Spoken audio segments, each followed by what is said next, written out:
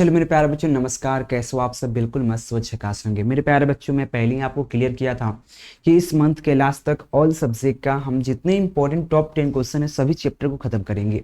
अभी हम लोग पढ़ रहे हैं क्लास 12 के बायोलॉजी का एक चैप्टर 7, जिसका नाम है विकास इवेल्युएशन। ये चैप्टर बहुत प्यारा सा चैप्टर है, बहुत झकास चैप्टर है। इवेल्युएशन चैप्टर जो विकास, जिसका चैप्टर का नाम है विकास, ठीक है, जिसका हम टॉप 10 सब्जेक्टिव क्वेश्चन देख रहे हैं। याद रहे मेरे प्यारे बच्चों, टॉप 10 सब्जेक्टिव क्वेश्चन। हर चैप्टर का हम टॉप 10 सब्जेक्टिव क्वेश्चन दे रहे हैं। आप कहोगे सर टॉप 10 क्यों दे रहे हैं, इससे क्या फायदा होगा, मैं आपको बता दूंगा। ठीक है, बस हमको आप 1 मिनट समय देना, मैं आपको सब कुछ क्लियर कर देंगे। अभी हम लोग पढ़ रहे हैं क्लास 12 के बायोलॉजी का चैप्टर 7 विकास इवेल्युएशन, जिसका सब्जेक्टिव क्वेश्चन पढ़ेंगे टॉप 10 क्वेश्चन 2026 एग्जाम के लिए। ठीक है, वीवीआई क्वेश्चन होगा मेरे प्यारे बच्चों, ध्यान दीजिएगा, वीवीआई क्वेश्चन होगा, इस चीज का जरूर आप ध्यान दीजिएगा। चलिए लेक्चर को शुरू करते बिना देरी किए हुए। ठीक है, हम लोग पढ़ रहे हैं क्लास 12, देख सकते हुआ क्लास 12 के बायोलॉजी का चैप्टर विकास इवेल्युएशन, केकेजी क्लासेस के यूट्यूब चैनल, केकेजी क्लासेस के। तो हम लोग देखिए मेरे प्यारे बच्चों, सबसे पहला क्वेश्चन है यहाँ पे, लेमार्क तथा डार्विन के सिद्धांतों में विभेद करें। जैसे कि एक दो सिद्धांत है, लेमार्क वैज्ञानिक है और यहाँ पे डार्विन भी एक वैज्ञानिक है। दोनों को अपना अपना अलग अलग सिद्धांत था, तो दोनों के सिद्धांत में अंतर क्या है, इसी के बारे में बताना है। तो सबसे पहले बात करते हैं, तो यहाँ पे एक ही साथ लिखा गया है, लेमार्क जो था यहाँ पे उपार्जित लक्षणों का वंशागति पर आधारित था। जो लेमार्क वैज्ञानिक था वो इसके लिखा आप उपार्जित लक्षणों की वंशागति पर आधारित था। जो लेमार्क था यहाँ पे उपार्जित लक्षणों की वंशागति पर आधारित था या आधारित है। जबकि बात करें डार्विन जो था, वो डार्विन प्राकृतिक चयन पर आधारित था। देखो अंतर समझिए, अंतर बहुत छोटा है लेमार्क और डार्विन। लेमार्क जो था यहाँ पे क्या था, उपार्जित लक्षणों की वंशागति पर आधारित था। जबकि डार्विन की बात करते हैं, वो डार्विन जो प्राकृतिक चयन पर आधारित था। ठीक है, एक और हम अंतर लिखते हैं, एक और अंतर हमारा है, जो लेमार्क था, लेमार्क यहाँ पे वाद अंगों का उपयोग तथा अनुप्रयोग पर आधारित था। क्या था, जो लेमार्क था वो किस पर आधारित था, यहाँ पे वाद अंगों तथा यहाँ पे अनुप्रयोग पर आधारित था। ठीक है ना, अनुप्रयोग पर आधारित था। जबकि आपको डार्विन की बात करें तो यहाँ पे वंशागतिकी पर आधारित था, वंशागतिकी पर आधारित था। ठीक है, यहाँ पे डार्विन का जो गुण है वंशागतिकी पर आधारित था। तो यहाँ पे दो अंतर आपको निकल के आया। सबसे पहला लेमार्क की बात करें तो लेमार्क जो बेसिकली था यहाँ पे उपार्जित लक्षणों की वंशागति पर आधारित था, और दूसरा का वाद अंगों तथा अनुप्रयोग पर आधारित था डार्विन। और यहाँ पे लेमार्क और डार्विन जो था प्राकृतिक चयन पर आधारित था और साथ में वंशागतिकी के गुणों पर आधारित था। ये दो अंतर जो आपके लिए काफी इंपॉर्टेंट है, और ये क्वेश्चन बिहार बोर्ड के 2020 के एग्जाम में पूछा गया, मोस्ट इंपॉर्टेंट है। अब आपको हम एक चीज बताता हूं कि आप कहोगे सर आप 10 क्वेश्चन ही क्यों पढ़ा रहे हर चैप्टर का। मेरे प्यारे बच्चों, अप्रॉक्स फिजिक्स केमिस्ट्री बायोलॉजी में बात करें, फिजिक्स में 15 चैप्टर पढ़ना है, केमिस्ट्री में 16 और बायोलॉजी में 17 चैप्टर पढ़ना है, यानी कि 15+। हम मान लेते हैं सपोज डेट हमारे एग्जाम के लिए 15 चैप्टर पढ़ना है किसी भी सब्जेक्ट में। ठीक है, मान लेते हैं बायोलॉजी में हमारा 17 चैप्टर पढ़ना है, तो 17 हम ले लेते, चलो ठीक है, 17 चैप्टर पढ़ना है। ठीक है, तो आप बताइए आपके एग्जाम में कितने क्वेश्चन एग्जाम में पूछे जाते हैं।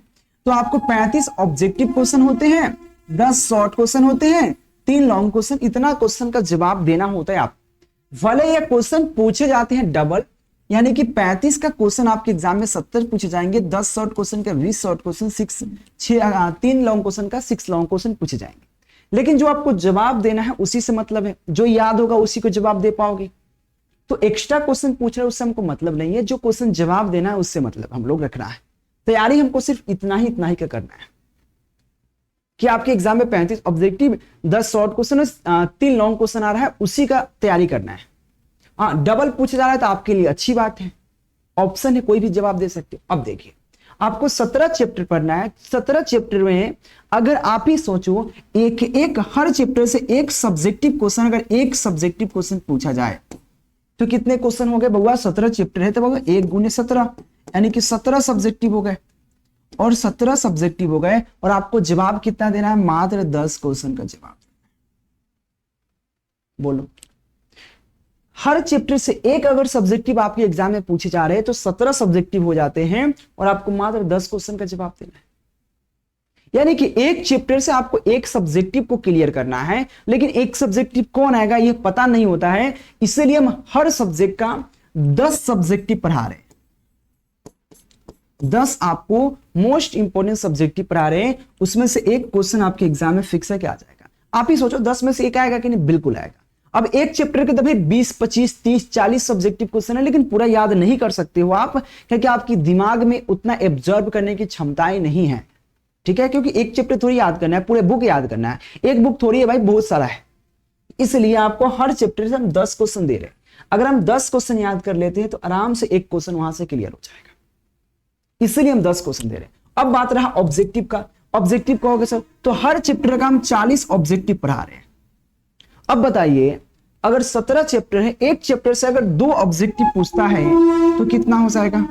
तो 17 दूना 34, 17 दूना 34 ऑब्जेक्टिव आपका क्लियर हो जाएगा। आपको जवाब देना है 35। अगर हर चैप्टर से 2 ऑब्जेक्टिव ही अगर क्लियर कर लेते हो आप, ऐसे पूछेगा 3, लेकिन हम 2 लेकर ही चलेंगे।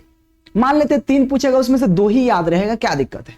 अगर 2-2 भी क्लियर कर लेते हो तो 17 दूना 34 यानी कि 34 ऑब्जेक्टिव आप क्लियर कर पा रहे हो। तो हर चैप्टर से हम 2 ऑब्जेक्टिव को टारगेट बनाकर चलना है कि 2 ऑब्जेक्टिव हमको याद होना चाहिए, लेकिन वो 2 कौन पूछेगा किसी को नहीं पता। इसीलिए हम हर चैप्टर का हम 40 ऑब्जेक्टिव क्वेश्चन दे रहे हैं। इसलिए कितना हो जाएगा? 2 ऑब्जेक्टिव आराम से आप वहां से क्लियर कर पाओगे। ठीक है, यही इंपॉर्टेंट क्वेश्चन का सीरीज है, आपको समझ लहा। लॉन्ग क्वेश्चन के बाद तो लॉन्ग क्वेश्चन के लिए आपको स्पेशल अलग से दी जाएगी क्लासेस, उसमें होगा हर चैप्टर का 2 लॉन्ग क्वेश्चन दिया जाएगा। भाई तीनों को तो जवाब पूछना है, देना है, यानी कि कोई तीनों को चैप्टर से पूछेगा, सब चैप्टर से थोड़ी पूछ देगा। 17 चैप्टर 6 क्वेश्चन पूछेगा एक एग्जाम में, 6 चैप्टर से पूछेगा, पूरे चैप्टर से नहीं पूछेगा। तो जिस चैप्टर से पूछेगा उस चैप्टर से हम 3 लॉन्ग क्वेश्चन दे देंगे, आपका काम हो जाएगा।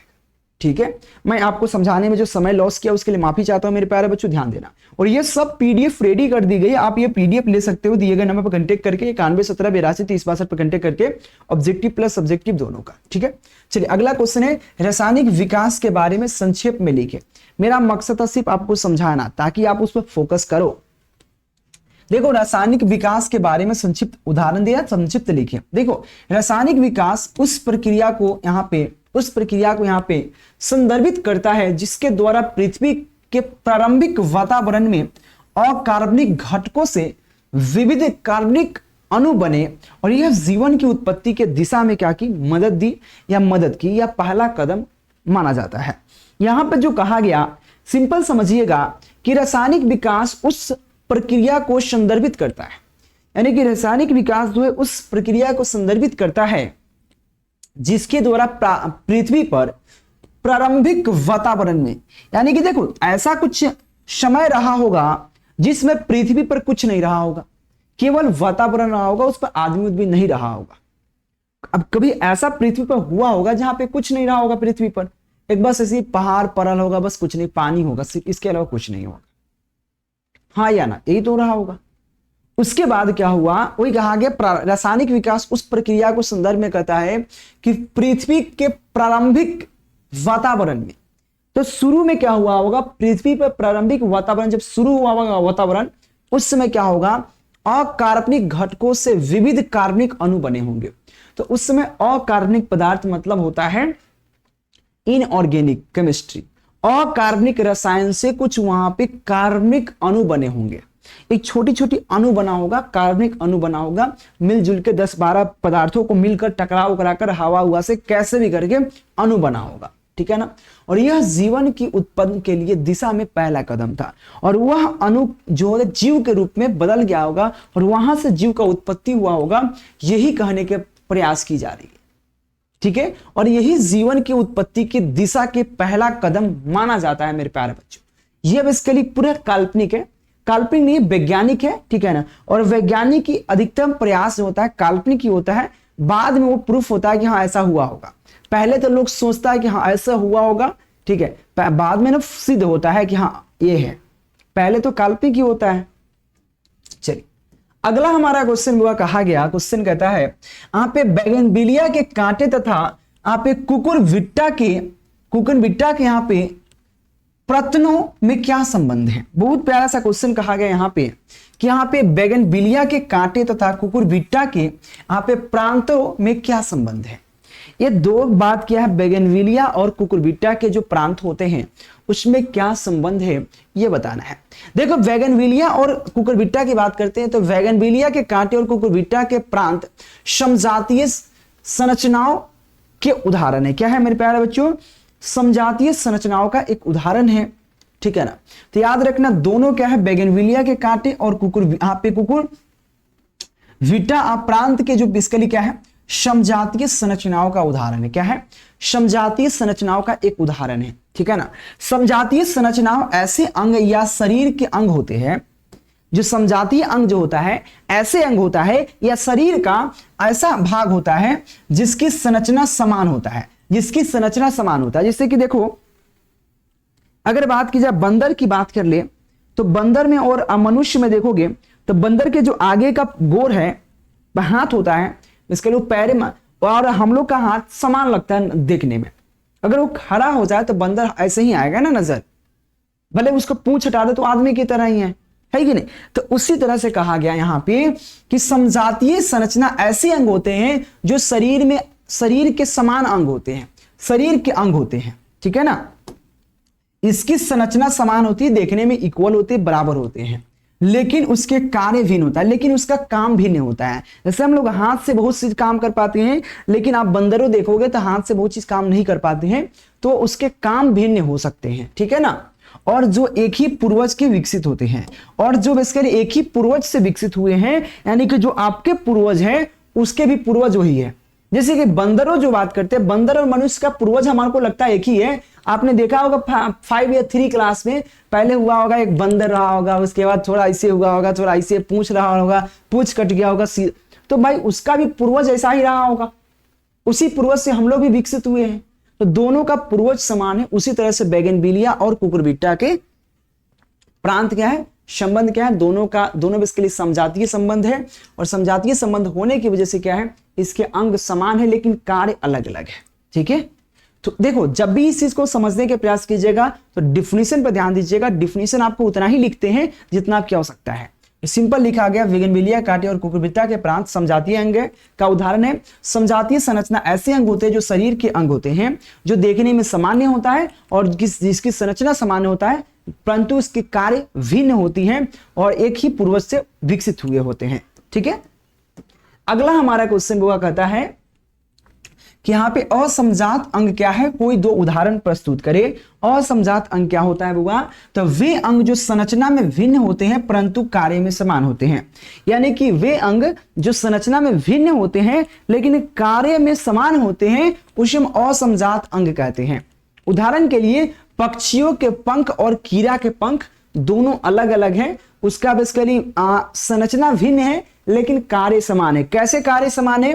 पक्षी भी पंख अपने उड़ने का काम करते हैं और तितली जो कीड़ा मकोड़ा भी उसका पंख होता है वो भी उड़ने का काम करता है, यानी कि उसका काम एक ही है। देखो उसका कार्य जो है समान है, उसके कार्य समान है लेकिन उसकी संरचना भिन्न है। वे अंग जो संरचना भिन्न होती है किंतु कार्य बराबर होता है। उसी तरह से पक्षी का जो पंख है और कीड़ा के पंख में संरचना उसका अलग अलग है, उसके डिजाइन अलग अलग है लेकिन काम दोनों का उड़ना है, ठीक है। मनुष्य का आंख और यहाँ पे ऑक्टोपस की आंख, मनुष्य का आंख और ऑक्टोपस की आंख दोनों बराबर है, ठीक है। संरचना अलग अलग है लेकिन कार्य दोनों की बराबर है, ठीक है। ये बेसिकली क्या असमजात अंग है और उसके उदाहरण है। और ध्यान पूर्वक आप लोग क्या कीजिए, जल्दी जल्दी आप इस नोट्स को प्राप्त कर लीजिए। देखो बुआ, आप एक सब्जेक्ट का नोट्स लोगे 99 रुपया लगेगा, ऑल सब्जेक्ट का लोगे 299 रुपया लगेगा। अब कहोगे सर 299 बर्बाद क्यों करें? तो बर्बाद नहीं है बुआ, आप जो कोचिंग क्लास में पैसा दे रहे हो वो हो सकता है किसी किसी का बर्बाद हो, हाँ किसी किसी के बहुत अच्छा पढ़ाई हो रहा होगा कोचिंग में, लेकिन अधिकतम क्या होता है कोचिंग में भी बहुत सारे नोट्स पोता पोतरी लिखवा दी जाती है जो आप खुद कंफ्यूज होते हो कि याद क्या करना है। याद तो कर पाते हो लेकिन भूल जाते हो, इसीलिए उसकी बैकअप चाहिए आपको, क्योंकि बैकअप बहुत जरूरी है। आपको एग्जाम में 400 प्लस करने के लिए एक लाइनिंग सीधा होना चाहिए, लाइनिंग में एक टारगेट फिक्स होना चाहिए कि इतना हमको पढ़ना है, ठीक है। तो वही हमारा आपको उतना ही क्वेश्चन दे रहे हैं जितना आपको पढ़ना है और उससे आप 450 प्लस तक आराम से कर सकते हैं। अगला क्वेश्चन है कि क्रमिक विकास क्या है, लिखिए। क्रमिक विकास क्या है? तो क्रमिक विकास वह प्रक्रिया जिसमें सरल जीवों से जटिल जीवों का विकसित धीरे धीरे लंबी समय अवधि में होती है। मतलब कहा गया क्रमिक विकास क्या है? क्रमिक मतलब होता है क्रम में, धीरे धीरे एक क्रम में होता है ना, कि क्रम में खड़ा होको, एक क्रम में मतलब पूरा एकदम अरेंज करके क्रम में। तो ये कहा गया क्रमिक विकास वह प्रक्रिया है जिसमें सरल जीवों के जटिल जीवों का विकसित, सरल जीव से जटिल जीव का विकास जो होता है धीरे धीरे होता है। क्या होता है? धीरे धीरे लंबी समय अवधि में होता है। लंबी समय मतलब काफी समय लगता है उसको विकास करने में, ठीक है। और यह प्रक्रिया लाखों वर्ष में हुई और यह प्रक्रिया लाखों वर्ष में होती है। एक दिन दो दिन में विकास नहीं होता, लाखों वर्ष में होती है। और इसका यहाँ पे परिणाम जीवाश्म यहाँ पे भ्रूणीय संरचना एवं बेसिकली अनुवांशिकी यहाँ पे क्या है, समानता में मिलती है। और इसकी जो देखो आप ही सोचो, जो मनुष्य का जो पूछ रहा होगा, है कि नहीं, पूछ रहा होगा, वो एक दिन में खत्म हो गया होगा? नहीं, वो धीरे धीरे धीरे धीरे इतनी लाखों वर्ष में वो खत्म हुआ होगा। बहुत समय लगा होगा उसके पूंछ को हटने में, है कि नहीं। उसी तरह से हर चीज मनुष्य में, नाखून है उसका काम है, हर चीज में जो हमारे कोई काम का नहीं है, अपेंडिक्स हमारे काम का नहीं है, तो वो भी धीरे धीरे खत्म हो जाएंगे कभी आने वाला समय में। भगवान ऊपर से संरचना उसको हटाना शुरू कर देंगे। तो क्या क्रमिक विकास वह प्रक्रिया है जिसमें सरल जीवों के जटिल जीवों का विकसित, सरल जीव से जटिल जीव का विकसित धीरे धीरे लंबे समय अवधि में हुआ है। और यह प्रक्रिया लाखों वर्ष में हुई और उसके परिणाम जो है जीवाश्म कोयला पेट्रोल एक दिन में बनने वाला चीज है, वो हजारों करोड़ वर्ष पहले का कोयला पेट्रोल अभी निकलता है, ठीक है। बहुत धीरे धीरे प्रक्रिया है। भ्रूणीय संरचनाएं एवं अनुवांशिकी समानता में मिलती है। ये सब बहुत धीमी प्रक्रियाएं हैं, ठीक है।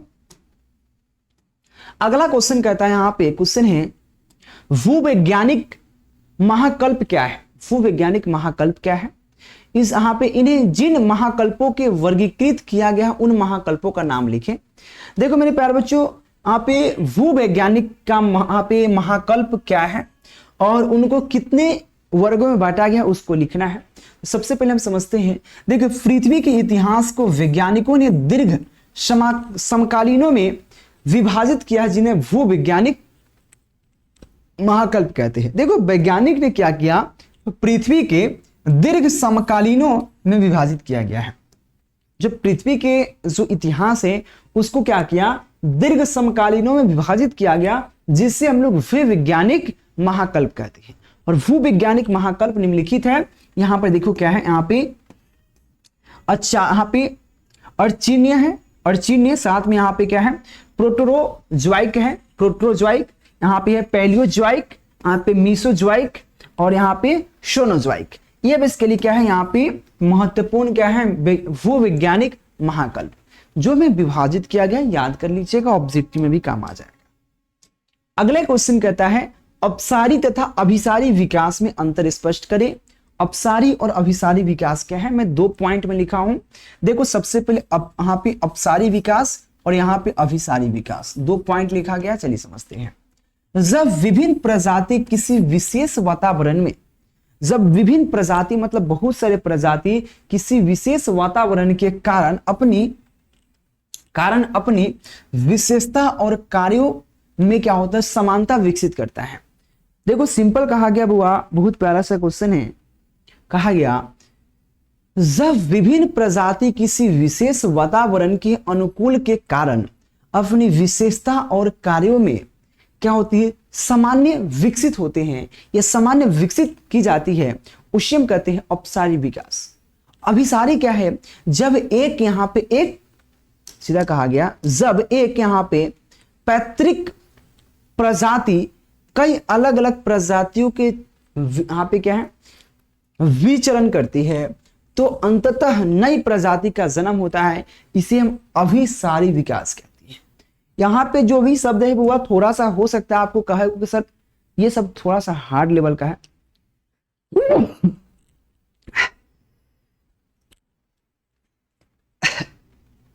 सॉरी मेरे प्यारे बच्चों, चल थोड़ा सा शब्द जो है कि मतलब आपसे थोड़ा सा अलग है, जो याद करने में कठिनाई हो सकता है क्वेश्चन। लेकिन कोई क्वेश्चन देखो 100 क्वेश्चन में से 2-3 क्वेश्चन ऐसे होंगे जो आपको याद नहीं होंगे, फिक्स है, क्योंकि वो थोड़ा सा आपसे अलग होंगे, लेकिन आप प्रयास जरूर करना है याद करने का।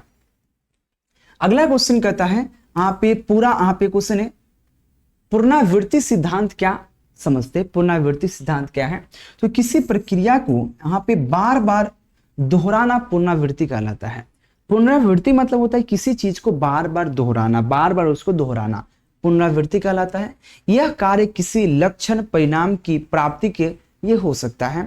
पुनरावृत्ति का प्रयोग विभिन्न क्षेत्रों में होता है। तो पुनरावृत्ति क्या है? ऐसे केमिस्ट्री में पढ़ा होगा आपने, इकाई सेल एका पुष्टिका, उसमें भी यही चीज का प्रयोग हुआ है। किसी यहाँ पे वह अवयवीकरण जिसको बार बार पुनरावृत्ति करके एक ठोस बनाया जाता है, एक क्रिस्टल बनाए जाते हैं।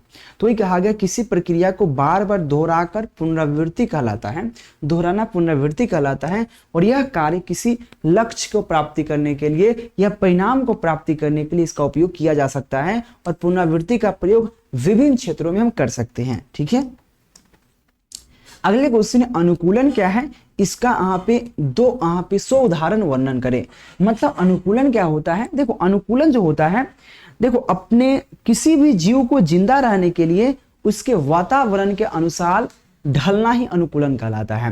जैसे कि आपको जिंदा रहना है तो आपको वातावरण के अनुसार, जैसे कि आपको ठंडा का दिन आया तो आप एक गंजी पहन के नहीं रह सकते, जिससे हम लोग स्टाइल मार रहे हैं, एक टी शर्ट पहन के गर्दा उड़ा दिया, फोटो खींच रहे, स्टाइल मार रहे हैं, है कि नहीं? तो उस समय वो स्टाइल नहीं चलेगा। तो उस समय आपको जैकेट चढ़ाना होगा, टोपी लगाना होगा और पंखा उंखा बंद करना होगा, है ना? तो उस समय आपको ये फायदा होता है। ठीक है, तो यह कहा गया अनुकूलन क्या है?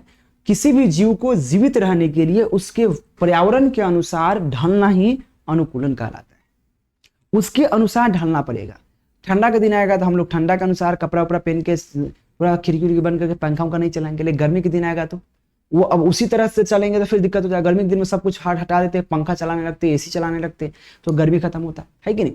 तो ये चीज होता है। तो जब कोई जीव अपने परिवेश के अनुसार अपने शरीर को संरचना एवं कार्य के परिवर्तन कर लेता है, यानी कि कोई भी जीव अपने परिवेश के अनुसार अपने कार्य को, अपने क्षमताएं को उसके अनुसार ढाल लेता है, ठीक है, परिवर्तित कर लेता है। तो जब कोई जीव अपने परिवेश के अनुसार अपने शरीर की संरचना या कार्य में परिवर्तित कर लेता है, जिससे वह उस वातावरण में अच्छे ढंग से जीवित रह सके, वही तो बात बताया मैंने, अच्छे ढंग से जीवित रह सके, तो इस प्रक्रिया को अनुकूलन कहते हैं।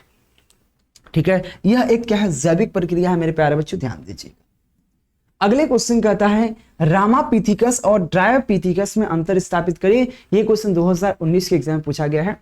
यहाँ पे गलती थोड़ा सा लिखा गया 2019। ठीक है, देखो रामापिथिकस मनुष्य के समान दिखाई देते थे। देखो रामापिथिकस जो था मनुष्य के समान दिखाई देता था, जबकि यहाँ पे ड्रायोपिथिकस जो था यहाँ पे क्या वन मनुष्य यहाँ पे ऐप के सदृश थे।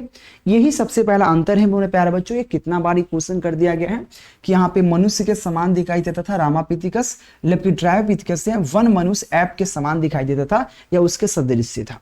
तो यहाँ पे टॉप 10 क्वेश्चन खत्म होते हैं इस चैप्टर का, विकास इवैल्यूएशन चैप्टर का, जो हम क्लास 12 के बायोलॉजी का पढ़ रहे हैं। इस तरह से आपको हर चैप्टर का टॉप 10 क्वेश्चन प्रोवाइड कराए जाएंगे, टॉप 40 ऑब्जेक्टिव क्वेश्चन। वह पीडीएफ रेडी कर दी गई है, लेने के प्रयास करना, दिए गए नंबर पर कांटेक्ट करके मेरे प्यारे बच्चों। तो आज के लेक्चर इतना ही रखते हैं, फिर मिलता हूं नेक्स्ट लेक्चर के नेक्स्ट वीडियो में। अगर किसी प्रकार की हमसे गलती या त्रुटि हुई हो तो माफ करना, क्योंकि इंसान से ही गलती होता है, भगवान से नहीं, क्योंकि मैं इंसान हूं। ठीक है, जय हिंद।